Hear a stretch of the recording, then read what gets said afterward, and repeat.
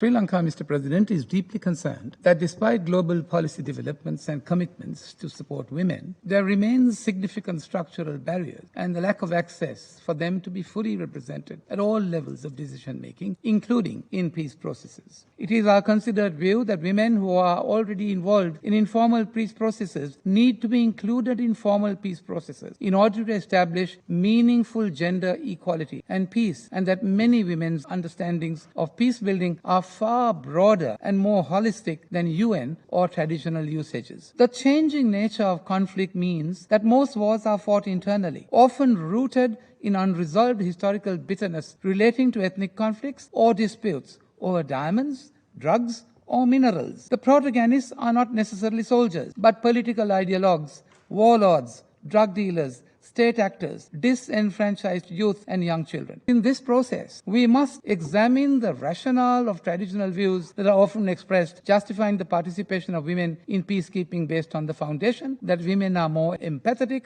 approachable, and peaceful than men, that they are better positioned to relate to women and children and deal with issues such as sexual violence, and the woman contributes soft skills to missions. Now, aren't these notions discriminatory in itself? Does such thinking not place the burden against on women? If we are to truly make progress, we must first of all change our mindset and sincerely treat women and men on equal terms in all walks of life. I ask the question, isn't it then surprising that although women are active in community peace building, they are almost completely absent from political negotiating tables? The exclusions from peace tables are notable. The examples are a matter of a disappointing record. Shouldn't women then, as a must, be present at negotiating tables? The answer simply is yes. Firstly, because women are affected by conflict and thus by consequence of peace agreement. Secondly, related to the first point, women's inclusion in all stages of peace processes is crucial for inclusive social justice. And finally, the presence of women makes a difference to the sorts of issues generally brought to the formal peace processes. One sees that inhibitive constraints upon women's involvement in decision making are enormous in all regions, but are particularly acute in conflict areas. While entire communities suffer disastrous consequences of armed conflict, women and girls are affected specifically because of their subordinate position. A peace settlement is not merely about ending a war, but also about establishing the conditions for a new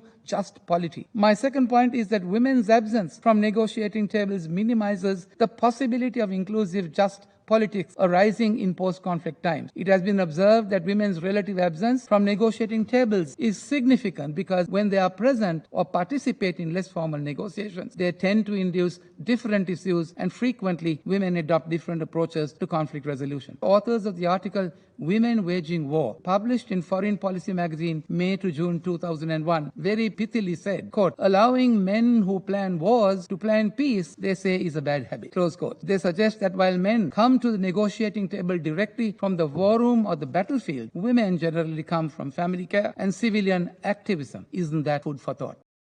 Leave Ayush. කහ සබන් සඳක් වගේ බබලන පිවිතුරු සමකට